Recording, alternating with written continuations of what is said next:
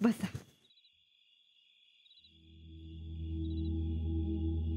चंदा, अगं पाणी दे.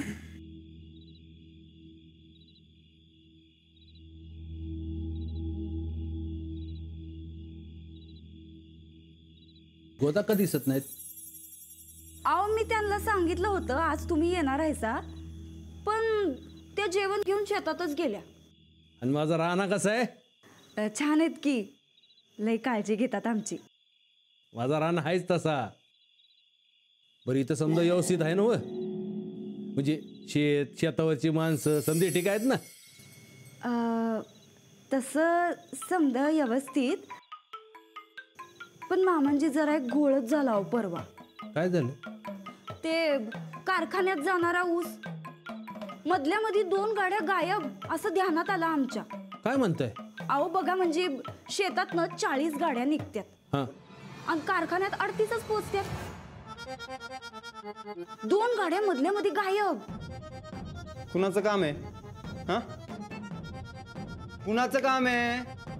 तू नुसतं सांग, गोळीच घालतो त्याला. सूरज शांत. तुम्ही असं बोलतासा म्हणून ते कामगार डोक्यावर बसलेत. त्यासनी जरब दाखवायच पाहिजे. नंदिता बोल, कोण आहे तो माणूस? माणूस लई जवळचा आहे बघा. तू नाव तर सांग, आत्ता बोलतो त्याच्याशी. त्या माणसाचं नाव आहे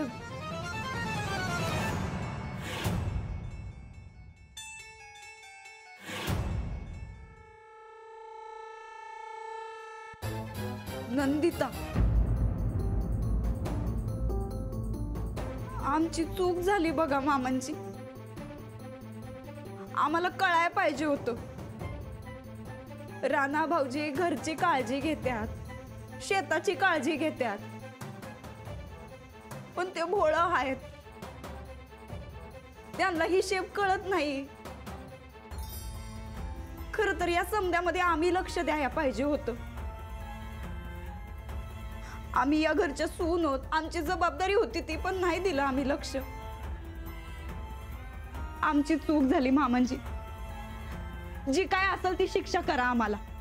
आम्ही या चुकीचं प्रायश्चित्त घ्यायला तयार होतो. 2 गाड्या ऊसाचं पैसे आम्ही भरू, नाहीतर आमचं मंगळसूत्र आम्ही घाण ठेवू. काय बोलताय वहिनी? राणा भाऊजी, अहो कारखान्यात ऊसाच्या 2 गाड्या कमी पोचल्या. ते कुणामुळं? आमच्यामुळंच नव्ह. अहो वहिनी, गाड्या मी पाठवतो, तर तुमचा काय दोष? ते काही नाही मामांजी, तुम्ही आम्हाला शिक्षा करा. आवाज समधी चूक माझी आहे. वहिनीची काय बी चूक नाही. जी काय शिक्षा द्यायची ती मला द्या.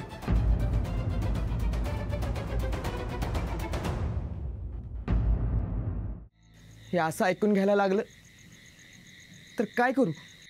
नाही, तुझं म्हणणं बरोबर आहे. अय बरकत, अरे डोसक्यावर पडला का काय तू?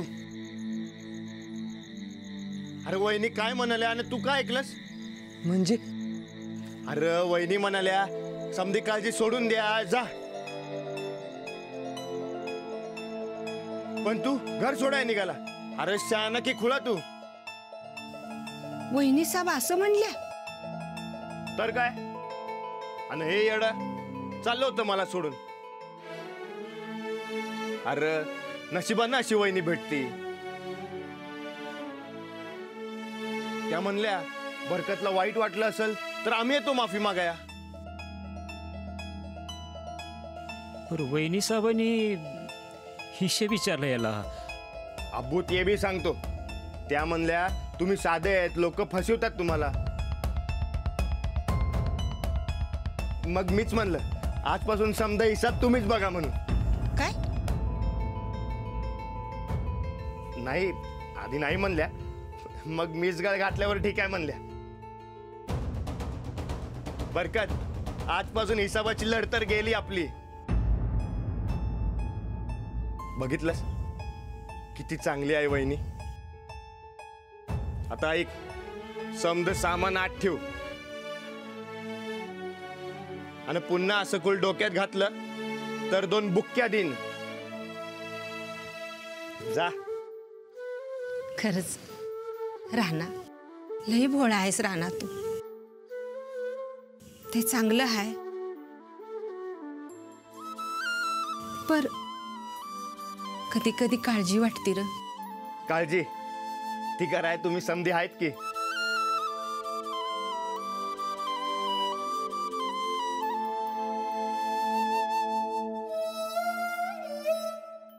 पुन्हा असा विचार करू नकस. जा. चांगलं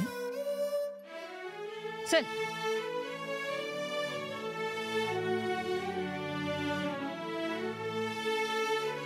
लय भोळा आहेस. तुझं की नाही काही कळतच नाही बघ मला. आज दुसऱ्याच्या चुकीची शिक्षा तू कशापायी घेत होतीस? मग काय करू? या घरात आल्यापासून तेच करतोय आम्ही, पण तरी पण काडीची किंमत नाही आम्हाला. आमचं सोडा, तुला तरी किंमत आहे का या घरात? नाही नव.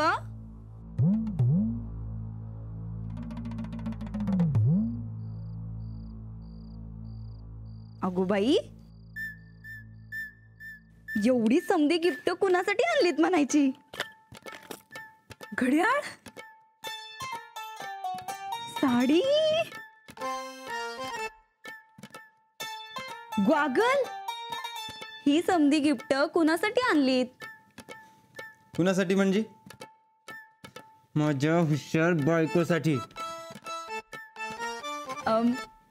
साडी लावून बघते. काय कसं आहे? लय भारी आहे आणि कलर मस्त आहे.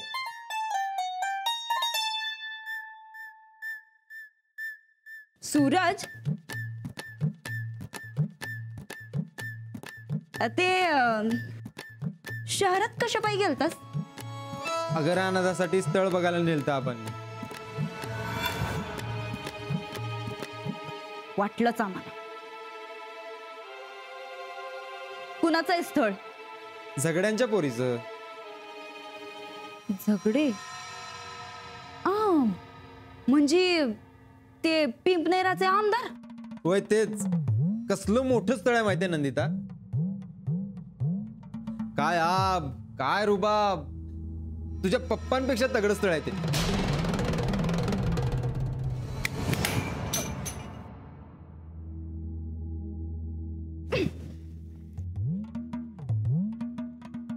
म्हणजे तेवढं बी नाही म्हणा. तुम्ही कुठं, ते कुठं नाही. तुमच्या एवढं नाही त्यांचं. अगं खरंच नाही. नाही, पण राणा भाऊजी काय लग्न करायचे नाहीत. अगं असं तुला वाटतंय. मला लाख वाटतंय त्यांनी लग्न करावं म्हणून. पण त्यांनीच आम्हाला सांगितलंय का ते लग्न करणार नाहीत म्हणून. सगळ्या गावाला असंच सांगते. पण आबांचा शब्द खाली पडू द्यायचा नाही. तो खरं का काय? 101% लागली पैसे. नाही, तसं जर असेल तर चांगलंच आहे की. पण आमचं दुखणं फक्त एवढंच आहे, या 4 भिंतीत भूगोल पाठ नाही व्हायचा. भूगोल बाहेर जाऊन शिकायला पाहिजे.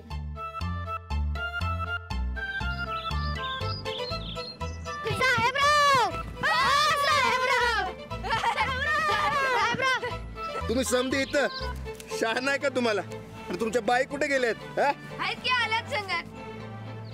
इथं